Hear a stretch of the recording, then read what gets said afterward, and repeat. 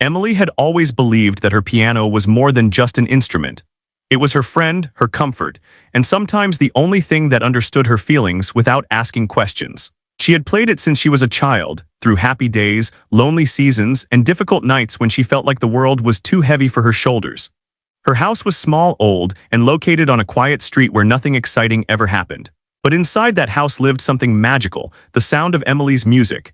Every morning before work, she sat on her worn piano bench, brushing the dust off the keys and playing a simple tune. And every night, when the rest of the world was asleep, she played again, letting her fingers talk about things she couldn't say aloud. One rainy afternoon, after a long day at work, Emily unlocked her door and entered the house with a tired sigh. Her shoes were wet, her clothes were cold, and her heart felt heavy with problems she couldn't escape. Bills, loneliness, stress, these were constant companions she wished she could ignore. But there was one thing she always looked forward to. Her piano. As usual, she walked straight to it without even taking off her coat. The keys of the piano shone faintly under the dim living room light, waiting for her touch. Emily smiled softly, thinking, at least I still have this. She sat down, placed her fingers on the keys, and pressed down to play the opening note of her favorite piece. There was no sound. Emily blinked, confused. She pressed the same note again, harder this time, still nothing. She frowned and tried a different key. No sound. She pressed the pedal with her foot, silence. She looked at her hands to make sure she wasn't dreaming. She pressed a chord using both hands forcefully, like she was demanding sound to appear. But all she heard was the faint thud of her fingers hitting silent wood. What? She whispered to herself. Emily sat frozen, staring at the piano in disbelief. She tapped several keys randomly fast, as if speed would fix the problem. But nothing changed. Her piano, the one that had played thousands of notes for years, was completely silent. Her first reaction was irritation. This can't be happening now. She stood up and looked inside the piano as best as she could. She raised the lid cautiously, peeking into the strings, hammers, and little mechanisms that usually created beautiful sound. Everything looked normal, at least from what she could see. She didn't understand pianos on a technical level. She only understood how to make them sing. Emily sat down again, this time slower, calmer. She pressed a key gently, almost pleading with the instrument. Silence. She pressed again. Silence. The room around her suddenly felt colder. The quiet wasn't peaceful anymore, it was unsettling, almost haunting. It felt as if the house itself was holding its breath. Emily leaned back on the bench, her heart beating too fast. The piano had always been there for her, always ready to respond to her emotions, to lighten her heavy heart. And now, when she needed it most, it refused to speak. What is wrong with you? She whispered sadly, as if the piano were a person. A small part of her panicked. She didn't have money to repair expensive things. If the piano was broken, what would she do? She didn't have a hobby or friends who visited often. Music wasn't just entertainment for Emily, it was therapy, escape, and identity. The thought of losing it made her stomach ache. She got up again and walked around the piano, checking every bolt, every pedal, every tiny part she didn't know the name of. She tapped the wood, she shook it slightly, she even pressed her ear against it like she could hear life moving inside. Nothing. Emily stepped back and stared at it helplessly. It looked perfectly fine, beautiful, elegant, unchanged. But it no longer lived. Hours passed. She tried again and again, pressing different keys, pushing pedals, tapping, begging for sound. But the silence continued, deep and stubborn. She sat on the bench again, exhausted, and placed her hands flat on the keys. For the first time in many years, she didn't feel like playing. She felt empty. For Emily, silence wasn't peaceful. Silence was frightening. It reminded her of nights when she couldn't sleep because of sadness. It reminded her of days when she felt invisible at work, unheard at home, and forgotten by the world. Her piano used to fight that silence with music. It used to protect her, but now the silence had won. Emily didn't cry, but her chest felt heavy, as if someone had stolen her voice. She wasn't just afraid that the instrument was broken. She feared that her connection to it, her emotional lifeline, had disappeared. For the first time, she wondered if the piano had been trying to tell her something long before it went silent. Something about her exhaustion, her pain, or the memories she refused to face. But she pushed those thoughts away. "You're just broken," she muttered angrily at the instrument, as if blaming it would make her feel better. She stood up and walked to her bedroom, too tired to think anymore. The silent piano sat alone in the dim room, untouched, almost ghostly. But even in that stillness, it held a secret that Emily didn't know yet. The reason for its silence wasn't mechanical. And when she discovered the truth, it would change everything. The next morning, Emily woke up early with a strange feeling in her chest. She normally didn't get emotional about objects, but the silence of the piano kept replaying in her mind like an unsolved puzzle. It wasn't just an instrument failing. It felt like a part of her life had suddenly shut down without warning, without explanation. She walked into the living room, half hoping that maybe the piano would magically work today. Sometimes electronics fix themselves overnight, right? Maybe pianos did too. She sat down, took a deep breath and pressed a key. Nothing. She pressed another, still nothing. Her heart sank a little. The frustration from last night came rushing back. She hit a few keys harder than necessary, as if force could bring sound back. Silence. Emily stood up quickly, annoyed. She wasn't an expert, but she knew pianos weren't supposed to break silently. If something had snapped or fallen, she should have heard at least some strange noise, a click, a buzzing sound, anything. But it wasn't just soundless, it was dead. Emily rubbed her temples and whispered, "Great, just what I need, another problem." She paced around the living room, biting her nails. Money was tight. Rent was due soon, groceries weren't bought yet, and the electricity bill sat on her kitchen table like a threat. She couldn't afford a major repair, especially not something as expensive as a piano. She tried to think logically. Maybe dust had clogged something, maybe a piece was loose, maybe it just needed cleaning. People online often said problems could be solved with simple solutions if you understood what the problem was. But she didn't. Still, she wasn't ready to give up. Emily went into the kitchen, grabbed a screwdriver and a flashlight, and returned to the piano like someone preparing for surgery. She didn't know what she was doing, but she thought, if I can see something broken, maybe I can fix it. She opened the piano carefully, removing a couple of screws with shaking hands. She peered inside with the flashlight, expecting chaos, broken strings, tangled wires, dust everywhere, but everything looked normal, clean even, the strings were intact, the hammers were in place. Nothing appeared snapped, burnt, or missing. There was no dust storm, no obvious damage. The piano looked perfectly healthy, too healthy. Emily frowned deeply. "Why aren't you working?" She pressed a key while looking inside, hoping to see movement. The hammer lifted like it was supposed to. The mechanism functioned. The instrument acted alive mechanically, but no sound came. It was like watching someone move their mouth without making a sound, motion without voice, life without expression. A chill ran down her spine. She closed the lid and sat quietly, staring at the piano as if it were a person refusing to talk. After a long silence, she grabbed her phone and searched. Piano makes no sound, piano silent, piano broken but strings fine. Most answers were confusing, technical jargon about dampers, soundboards, tuning pins. Some people suggested replacing parts, others recommended expensive professional repairs. One website said, "If you don't understand the mechanics, don't touch anything, you might make it worse." Emily paused, hands hovering. She didn't want to make anything worse. She knew herself she was good with feelings, not machines, but she also knew something else. Ignoring the problem wouldn't make it go away. She sat on the sofa, staring into space, thinking about everything she had lost in life, people, dreams, moments. She had learned to accept that some things disappear quietly. But the piano, it wasn't just an object. It was history, her connection to her father, to her childhood, to music. Losing it felt like losing one more piece of herself. Eventually, she sighed and whispered, "I need help." Those words were difficult for her. She wasn't the type to ask for help. She lived alone, handled her own problems, and trusted nobody with her secrets. But this time, she couldn't fix it with patience or positivity. She searched for local piano repair services. There were a few, but the prices made her stomach twist. She scrolled past most of them, thinking, "I'll figure something out myself." But then she found a tiny website with a simple description: experienced technician, fair prices. Honest work. Something about it felt different, not corporate, not greedy. She hesitated, staring at the number for a while before dialing. A calm, friendly voice answered. "Hello, this is Mr. Ellis." Emily swallowed, hi. "My piano is making no sound at all, I don't know why." He didn't laugh or act surprised. He simply said, "When can I take a look?" They arranged for him to come the next day. After hanging up, Emily sat on the sofa and breathed out slowly. She wasn't sure what Mr. Ellis would find. She wasn't sure if she could afford the repair. She wasn't sure if anything could fix the silence. But she knew one thing for certain. She couldn't live with this emptiness forever. That night, she didn't try to play the piano again. She walked past it carefully, like someone passing a sleeping creature. She didn't want more silence. Before bed, she touched the edge of the piano gently, almost tenderly, and whispered, "Please be okay." She didn't care if it sounded ridiculous. She needed the piano, not just physically but emotionally. Because when it went silent, she didn't just lose music. She lost her refuge.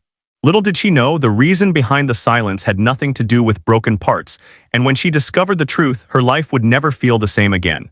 Mr. Ellis arrived the next afternoon, just as he promised. He was an older man with gentle eyes, a gray beard, and hands that looked both tough and careful, hands that had probably fixed hundreds of instruments over the years. He smiled when Emily opened the door, not a big smile, just a small, warm one that made her feel a little less nervous. "Where is the patient?" He joked softly, as if the piano were a living thing needing care. Emily smiled weakly and led him into the living room. Mr. Ellis stopped in front of the piano and let out a small hum of appreciation. "This is a beautiful instrument," he said, lightly touching the polished wood. "You don't see many like this anymore." Emily nodded. "It was a gift from my father." Mr. Ellis didn't pry or ask questions. He simply nodded, acknowledging the significance without words. He set down his toolbox and began his inspection. He didn't rush. He treated every part of the piano with respect, like a doctor examining a fragile patient. Emily stood nearby, arms crossed, unable to relax. She kept expecting him to find something obvious, point at a broken string and say, "Here's your problem." But as time passed, his frown deepened, not with anger but confusion. He pressed keys gently at first, then firmly. He listened not for sound but for movement, the small clicking and shifting that normally came from inside an active piano. Everything moved, nothing sounded. He opened the lid, checked the strings, tapped them with a small tool and nodded thoughtfully. "Strings are healthy," he murmured. "Nothing loose, nothing snapped." He inspected the hammers, dampers, pedals, and tiny mechanisms that Emily didn't even know existed. All of it was intact, functional, clean. The more he searched, the more puzzled he looked. Emily felt panic rising in her chest. Is it bad? Can it be fixed? Mr. Ellis wiped his hands on a cloth and sat back slightly. "Well, it's unusual," he said slowly. "I expected to find obvious damage, but this piano is mechanically sound." Emily stared at him confused. "Then why is there no sound?" Instead of answering, he leaned forward and looked inside again, as if searching for something invisible. He reached deeper into the piano where Emily could not see and gently pulled something small from beneath the strings. It was a folded piece of paper, yellowed with age. Emily felt her breath stop. "What is that?" she asked. Mr. Ellis examined it carefully. "Looks like a note," he said. He handed it to her and Emily stared at the fragile paper, scared to open it. Her hands shook slightly. The edges were crinkled, the ink faded. She unfolded it with trembling fingers. Inside, in familiar handwriting, were words she never expected to see again. It was her father's writing. Her heart began to pound painfully hard. She recognized his messy loops, the way he pressed too hard on the paper when writing. The letter was short, but each sentence pierced her chest. It said, "If you are reading this, it means you have stopped playing for a reason, and if you have stopped, it means you need to heal before you start again. Silence is not the end. It is a moment to breathe." Emily felt tears burn her eyes. Her father had died years ago. She had never known he left her something hidden inside the piano. She didn't even know he had thought about her future so deeply. Her hands shook harder. Mr. Ellis watched her kindly, not asking questions, giving her space. Emily's voice cracked. "He must have put this here years ago." Mr. Ellis nodded slowly. He was a thoughtful man, wasn't he? What? Emily swallowed hard. He was everything. For a moment, neither of them spoke. The room felt heavy with memory, sadness, and something fragile, love maybe mixed with loss. Finally, Mr. Ellis said gently, "I don't think this piano is broken." Emily looked up sharply, "But it doesn't make sound." He nodded. "Mechanically it should. But sometimes pianos stop responding because they sense certain things. A pianist's emotion, the environment, the tension." He paused, searching for the right words. "A piano can reflect its player." Emily frowned, confused and emotional. "Are you saying it's silent because of me?" Mr. Ellis didn't answer directly. "When was the last time you played without stress, without sadness, without fear?" Emily's throat tightened. She couldn't remember. For years, she had been playing to escape loneliness, pressure, and overwhelming memories. Music wasn't joy anymore, it was survival. Maybe the piano sensed that. He touched the instrument gently. "Your father may have left this note for a reason. Maybe he wanted you to pause when life became too heavy." What? Emily stared at the letter again, her eyes blurring with tears. She remembered the day her father gave her the piano. He had smiled and said, "Whenever you feel lost, come home to this sound." But now there was no sound, only silence. A silence that felt meaningful, not mechanical. Emily whispered, "I thought it was broken." Mr. Ellis replied softly, "Maybe it didn't break, maybe it just waited." He stood up, packing his tools. "I can fix parts. I can tune strings, but I cannot fix silence that is emotional, not physical." Emily felt a lump in her throat. She didn't want to cry in front of a stranger. But this wasn't just about an instrument. It was about her life, about everything she had refused to feel, everything she had buried. As Mr. Ellis prepared to leave, he said, "When you are ready, the piano will speak again." Emily sat alone, staring at the note, shaking. She didn't understand everything yet. She didn't know why the piano had fallen silent now or what it meant for her future. But she knew one thing: the silence wasn't caused by broken parts. It was caused by a broken heart. Emily sat alone in her living room long after Mr. Ellis left. The piano stood silently in front of her, but now it didn't feel like a broken object. It felt like a messenger. A keeper of something she had forgotten or maybe refused to remember. She looked down at the folded note again, reading the words slowly over and over. If you are reading this, it means you have stopped playing for a reason. And if you have stopped, it means you need to heal before you start again. Silence is not the end. It is a moment to breathe. Her father had written those lines years ago, yet it felt as if he had written them yesterday, specifically for this moment. As if he somehow knew before she ever realized that she would one day face a silence she couldn't understand. Emily remembered the day he bought the piano. She had been 13 years old, full of dreams and noise. She had begged for a piano for years, saving coins in a jar, collecting sheet music she couldn't play yet, refusing to give up until her father finally smiled and said, "All right, let's make it happen." Well, they didn't have money, not really. He worked 2 jobs, rarely slept, always came home tired but smiling. Emily never understood how he managed bills, groceries, and hope at the same time. But he did it quietly without complaining. The piano had been his gift to her, not just a gift of music but a gift of belief. For years, Emily practiced every day. Her father sat in the living room, listening with closed eyes, sometimes humming along, sometimes clapping at the wrong beat just to make her laugh. He didn't know music, but he knew how to support someone who loved it. As Emily grew older, her music changed. She didn't just play songs, she poured feelings into them. She played when she was happy, but more importantly, she played when she was sad. She didn't talk about her emotions easily, but she expressed them through sound, letting the piano hold feelings she couldn't speak aloud. And then one day, everything changed.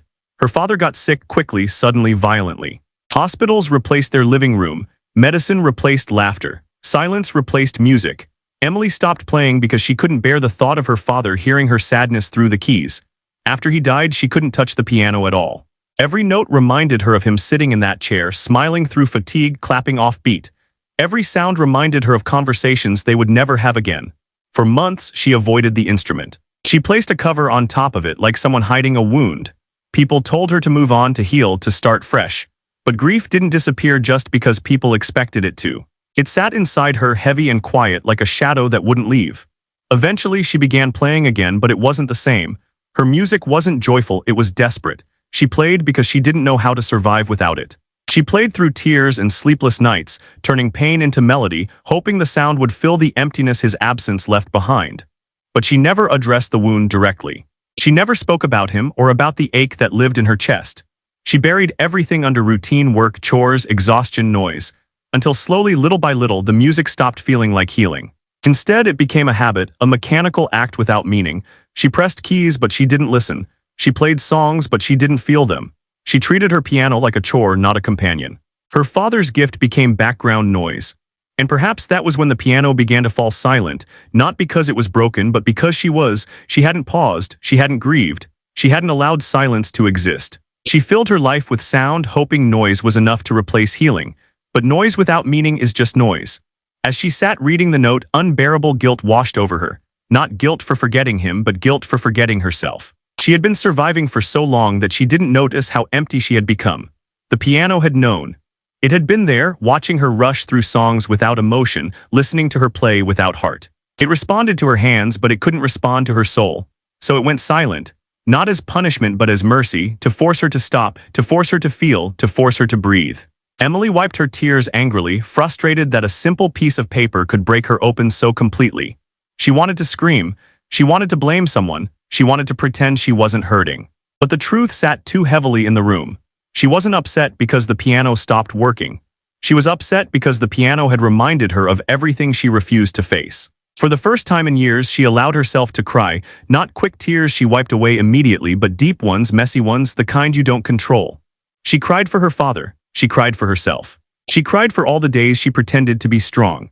The house, which had been filled with silence for days, now echoed with her sobs, raw, honest sound. When the tears finally stopped, she felt exhausted but lighter. She folded the note gently and placed it on the piano like a small offering. She whispered, "I'm sorry, Dad." Not because she failed him, but because she had forgotten how to take care of herself the way he once took care of her. Emily didn't know what would happen next. She didn't know when or if the piano would ever make sound again. She only knew what her father had written: silence is not the end, it is a moment to breathe. Maybe the piano wasn't asking her to fix it. Maybe it was asking her to fix herself. The piano had been silent for days, but there was no longer a mystery about why. Emily understood now that the silence wasn't a mechanical failure, it was an emotional mirror. For years, she had played not because she was happy, but because she didn't know how else to cope with grief. And eventually, she stopped feeling the music altogether. After reading her father's note, Emily couldn't ignore the truth anymore. The silence of the piano was a reflection of the silence inside her, the grief she had never allowed herself to process. She had never cried properly, never talked about him, never allowed herself to feel the depth of the loss. She rushed forward, pretending to be strong, pretending to be healed, because it was easier than facing pain. But now the pain was here, sitting with her in the quiet room, refusing to leave. The next morning, Emily woke up with heavy eyes and a tired soul.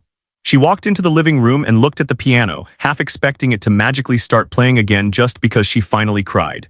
But it didn't. The silence remained, steady and unmoving, not cruel but still present, like a reminder that healing wasn't instant. She sat down on the bench, but she didn't touch the keys. She simply stared at them, remembering the version of herself who used to run to this instrument with joy, curiosity, and love. That girl seemed so distant now, like someone from a different lifetime. Suddenly, Emily remembered something she hadn't thought about in years, the last song she ever played in front of her father. It was his favorite piece, a soft melody he used to hum around the house while cooking breakfast or fixing broken things. She remembered him standing in the kitchen, stirring eggs and singing off-key just to make her laugh. The memory hurt, but it was beautiful too. Without thinking, she pressed the first key of that song, silence. Emily closed her eyes. "I'm not broken anymore," she whispered softly, almost to convince the piano or maybe herself. "I'm trying." She pressed another key, silence. She sighed, placed her hands on her lap, and decided not to force it.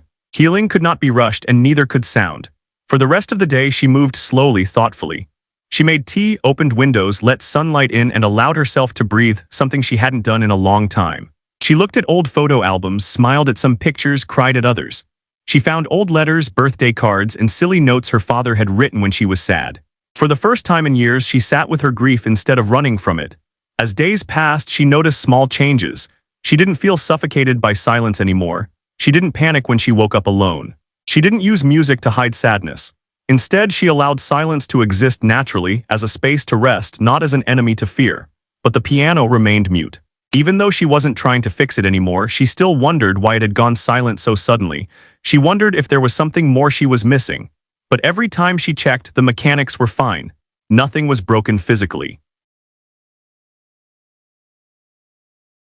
She remembered what Mr. Ellis said, "When you are ready, the piano will speak again." At first, Emily assumed he meant emotionally, that once she healed, the music would return, but healing was messy and unpredictable. She didn't know when ready would come or what it would look like. One afternoon, she decided to write in a journal, something she hadn't done since childhood. She wrote about her father, her loneliness, her fears, and her anger. She wrote truthfully, without polishing her words or hiding her vulnerability. As she wrote, she realized how exhausted she had been, how long she had been pretending to be fine. She wasn't weak for grieving, she was human. That night, she lit a candle and placed it on top of the piano. She sat down on the bench and whispered, "I miss you." The words trembled, but they were honest and necessary. She pressed one key, silence. She didn't cry this time. She simply nodded, accepting what was. Then something unexpected happened. She remembered a moment from her childhood, a conversation she had forgotten. One night when she was little, she asked her father, "What if the piano breaks?" He smiled and said, "If music stops, it doesn't mean the piano broke. It means the person needs rest." At the time, she thought he was joking. Now she understood. The piano wasn't refusing her, it was protecting her. Because before she could play again, she needed to remember why she played in the first place, not to escape pain, but to celebrate life. Over the next week, Emily didn't try to force music. She cooked, read books, spent time outside, talked to neighbors, and reconnected with small joys she had forgotten. She didn't feel healed, but she felt grounded, present in her own life for the first time in years. One evening, she stood in front of the piano again. The sun was setting, shining through the window, painting the room with soft orange light. She took a deep breath and said, "Not because I need to escape, but because I want to feel." She pressed a single key gently without fear. A faint, fragile sound emerged, not perfect, but alive. Emily froze, breath caught in her throat. She pressed another key and another fragile note followed. Her heart trembled. She didn't know if the piano would fully return that night, but that wasn't the point. The silence was not an ending. It was a pause, a moment to breathe, a moment to heal. And now, slowly, carefully, the music was returning just as she was. The faint sound that came from the piano the night before stayed in Emily's mind like a fragile secret. It wasn't loud, it wasn't clear, but it was enough to make her believe that the silence was temporary. It was enough to make her believe that healing had begun, even if only in the smallest way. The next morning, Emily woke up earlier than usual, feeling a quiet sense of anticipation. She didn't rush to the piano. Instead, she made tea, opened the curtains, and let sunlight fill the room. She wasn't desperate to play anymore. She wasn't searching for sound like a lost child. She simply wanted to meet the day gently without forcing anything. After breakfast, she sat down at the piano again. The room felt calm, peaceful, and different from the heavy atmosphere it once held. She rested her hands on the keys carefully, like she was touching something fragile. She pressed a key. A faint sound came out again, a soft whisper of a note. It wasn't strong, but it was real. She smiled a little, feeling a warmth in her chest. Emily pressed more keys slowly, one at a time, as if testing the piano's willingness to speak. Some notes sounded, others didn't. It was uneven, broken, imperfect, but alive. For a moment, she just listened to the strange mix of sound and silence. She wasn't frustrated, she didn't expect perfection. She was simply grateful that something had returned. She tried to play a simple song, one she used to play as a child. But halfway through, the piano fell silent again. Emily stopped playing, but she didn't panic. She just sat there quietly, letting the silence settle. She understood now that the piano wasn't a broken machine. It was a reflection of her inner world, healing slowly, not all at once. Later in the day, she called her mother, something she rarely did. They had spoken less since her father died. Not because they stopped loving each other, but because grief had changed the way they communicated. Her mother's voice sounded tired but warm. "Emily, it's been a while." "Yes," Emily said softly, "I've been busy." They talked about small things first, bills, weather, work. But eventually her mother asked, "Are you okay?" What? Emily hesitated. For years she would have said, "I'm fine," even when she was. But today something inside her whispered, "Be honest." "I'm trying to be," she finally said. Her mother was silent for a moment before replying, "That's enough." What? Those words felt like comfort, simple, real, and without pressure. After the call, Emily found herself thinking about how much she had distanced herself from people since her father's death. She wasn't just hiding from music, she was hiding from connection, from vulnerability, from anything that might hurt again. Music hadn't stopped because she didn't care. It stopped because she was afraid to feel. The next few days were slow and gentle. Emily didn't rush herself. She practiced small habits of healing, taking walks, journaling, cooking meals she enjoyed, calling her sister, sitting outside in the sun. She still sat at the piano every evening, but not with urgency. She pressed a few keys, breathed deeply, and allowed whatever sound came out, even if it was incomplete. She began to notice something important. When she was calm, more notes played. When she rushed or forced things, the piano fell silent. It was almost poetic. The piano reflected her emotional state more than her physical actions. One night after a long, quiet day, Emily sat at the piano and whispered, "I'm ready to feel again, even if it hurts." She played the opening notes of a song her father loved. This time, the notes sounded clearer, stronger. Not perfect, but full of feeling. She didn't focus on technique. She let emotion guide her fingers. Halfway through, she began crying, but she didn't stop playing. Tears fell freely, not from despair, but from release. For the first time, she allowed grief to flow through the music rather than being blocked by it. The piano responded beautifully.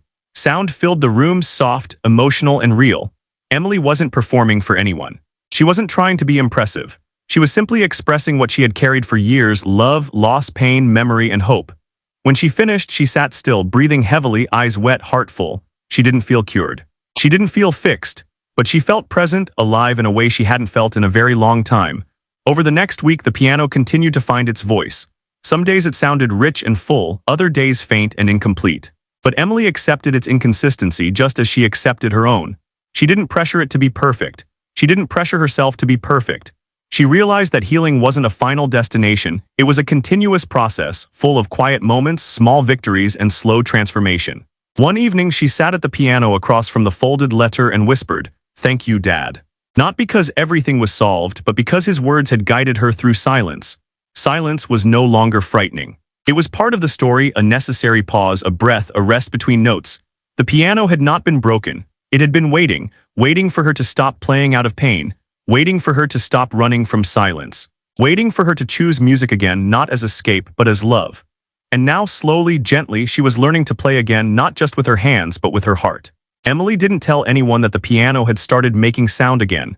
She didn't post about it online, didn't message friends, didn't make a big announcement. It was too personal, too fragile, still too sacred to share. For her, the return of sound wasn't about showing progress to the world.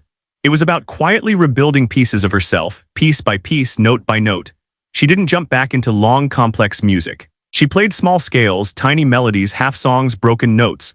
Some days she played for 2 minutes, other days for 20. There were still moments when silence returned unexpectedly, like the piano reminding her, "Slow down. You don't have to rush to be whole." But the silence didn't scare her anymore. It taught her patience. One evening, as she was making dinner, she heard a soft knock at the door. When she opened it, she found Mr. Ellis standing outside, holding a small notebook and smiling gently. "I was in the area," he said casually, though his eyes looked curious. "I thought I'd check in. How's our patient doing?" Emily stepped aside and let him in. She didn't know how to explain everything, how sound had returned slowly, how it still disappeared sometimes, how the piano felt like a living thing rather than an object. She simply said, "Better." Mr. Ellis opened the lid of the piano, tested a few keys, listened to the faint sound, and then nodded approvingly. "It's not perfect," he said. "I know," Emily replied, "but neither am I." He looked at her with a kind smile, like he understood more than she was saying. They sat on the sofa with tea, and Emily finally spoke about things she had avoided for years. She talked about her father, about grief, about how she had forced herself to be strong even when it was killing her. She said, "I didn't want to stop playing. I wanted to believe I could handle everything." Mr. Ellis sipped his tea and replied gently, "Strong people often forget that they're allowed to rest." Emily looked down, twisting her fingers nervously. "How do you know so much about this?" He chuckled. "Because I've seen hundreds of musicians. The quiet ones, the broken ones, the brave ones. And I've learned something. When a musician's heart is hurting, their instrument tells on them." Emily thought about that for a long moment. She had always believed music told stories, but she had never imagined it told her story back to her. Eventually, Mr. Ellis said something that stayed with her. "Pain doesn't destroy music. It changes the way music speaks." That night after he left, she sat at the piano again. But instead of trying to play something flawless, she closed her eyes and let her fingers wander. Not following sheets of music, not trying to remember old songs. Just playing whatever came naturally. The sound that emerged was raw, uneven, messy, but honest. It wasn't the music of someone performing, it was the music of someone healing. A few days later, Emily received an invitation in the mail. It was from a local community center that hosted weekly gatherings, small events where people shared stories, poetry, music, and art. The letter said, "Bring something you love or bring yourself. Either is enough." Emily stared at the invitation for a long time. A year ago, she would have thrown it away immediately, too afraid of being seen, judged, or compared. But now she didn't feel the same fear. She didn't feel ready to perform, but she also didn't feel entirely invisible anymore. She pinned the invitation on her fridge with a magnet, unsure if she would go, but not closing the door to the possibility. Later that week, her younger neighbor, a shy 12-year-old boy named Noah, knocked on her door. He held a school flyer and asked quietly, "Can you help me learn piano for a school project?" Emily froze. She had never taught anyone before. She didn't even know if she was qualified. But the boy looked nervous, hopeful, and vulnerable, like someone who feared being rejected. She remembered how silence had made her feel small, alone, unseen. She didn't want him to feel that way. "Sure," she said gently, "come in." Noah sat at the piano, clumsy and stiff, hitting wrong notes, apologizing after every mistake. Emily laughed softly and said, "Don't worry, mistakes are part of learning." As she guided his hands, she realized she was saying words she needed to hear herself. They practiced simple tunes, and when Noah finally played a tiny melody correctly, he smiled with a kind of brightness she hadn't seen in a long time. "See," she said softly, "music doesn't need to be perfect to make someone happy." After he left, Emily sat at the piano and thought about all the things she once believed music needed to be: perfect, powerful, emotional, flawless. But now she understood something different. Music didn't need to impress, it needed to connect. It didn't need to be loud, it needed to be true. Healing didn't arrive with a big moment of triumph. It arrived in quiet gestures, tea with an old technician, helping a shy boy learn notes, letting emotions move through her freely. The piano was slowly regaining its voice. And so was she. One night, while looking at the folded note on the piano, Emily whispered, "I'm still sad, but I'm not empty anymore." The piano answered with a soft, gentle sound, not perfect, not strong, just enough. Enough to remind her that she was still here, enough to remind her that life continued, enough to remind her that her story wasn't over. Pain hadn't erased her music, it had changed its shape. And Emily was learning to live with the new sound. Weeks passed, and Emily continued living a life that felt softer, slower, and more forgiving than before. She didn't suddenly become cheerful or fearless, but she became more present. She allowed herself to feel emotions instead of running from them. She accepted that healing took time and that pain didn't disappear just because she wanted it to. Her piano, too, reflected her slow progress. Some days the notes came out beautifully, almost like they used to. Other days they were faint or shaky, fading halfway through a melody. But Emily didn't fight the inconsistency anymore. She understood that the music's quality wasn't a judgment of her worth, it was a mirror of her journey. One Saturday afternoon, she received a reminder message from the community center. "Open mic night this Friday. Bring something you love. All skill levels welcome." Emily stared at the message for several minutes. She wasn't sure if she wanted to go. She wasn't sure if she was brave enough to play in front of people again. The last time she played publicly was with her father watching, cheering proudly. The thought of performing without him felt terrifying, but the thought of hiding forever felt worse. Emily didn't make a decision right away. Instead, she walked to the piano, sat down, and played a soft melody, not her father's favorite song, but something simple and comforting. As she played, she realized how much she had changed. She wasn't playing to escape anymore. She wasn't playing to impress. She was playing to feel alive. When Friday arrived, Emily put on a simple dress and tied her hair in a loose braid. She didn't wear heavy makeup, didn't try to look perfect. She wanted to show up as herself, imperfect, emotional, honest. The community center was small, filled with mismatched chairs, warm lights, and people laughing quietly. There was no stage, just a small corner with a mic and a stool. The atmosphere felt casual, friendly, safe. Emily sat in the back at first, listening to others. A teenager read a poem about heartbreak. A man played guitar and messed up halfway, laughing nervously. A woman sang a song she wrote about her dog. No one was judged. No one was criticized. Everyone clapped for everyone, even when mistakes happened. The room felt full of acceptance, something Emily didn't know she needed until she felt it. Her name wasn't on the list, and she didn't plan to perform. She just wanted to listen, to see if this kind of world existed, a world where people weren't expected to be perfect. But halfway through the evening, she saw a familiar face. Noah, the boy she'd taught piano. He stood nervously at the front, holding a notebook, voice shaking as he introduced himself. He had signed up without telling her. He played a tiny tune, the same one she helped him learn. He hit wrong notes, paused awkwardly, blushed bright red. But when he finished, people clapped warmly. Noah beamed with pride. He spotted Emily in the crowd and waved shyly. And in that moment, something inside her shifted. She realized she didn't want fear to decide her life anymore. She didn't want grief to silence her forever. She didn't want her father's memory to be a weight, she wanted it to be wings. So when the host asked, "Anyone else want to share something?"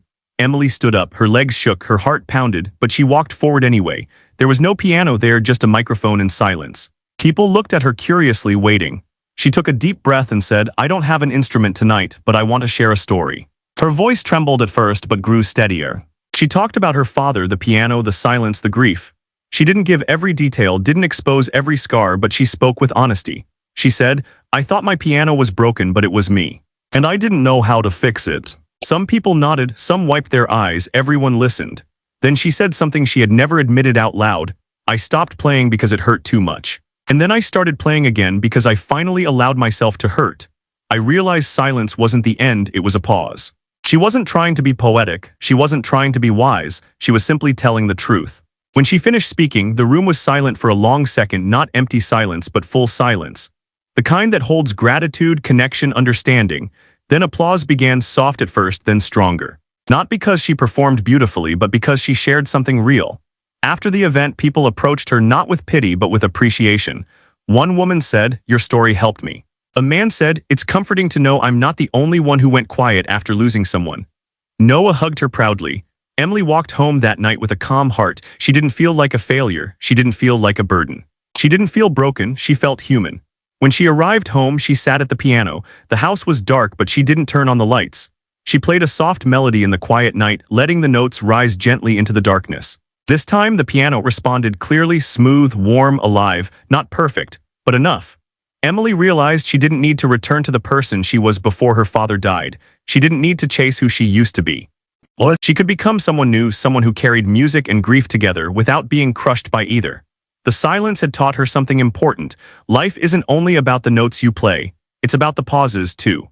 And sometimes, the most beautiful part of the song is the moment when everything goes quiet, before the music begins again. Before the music begins again.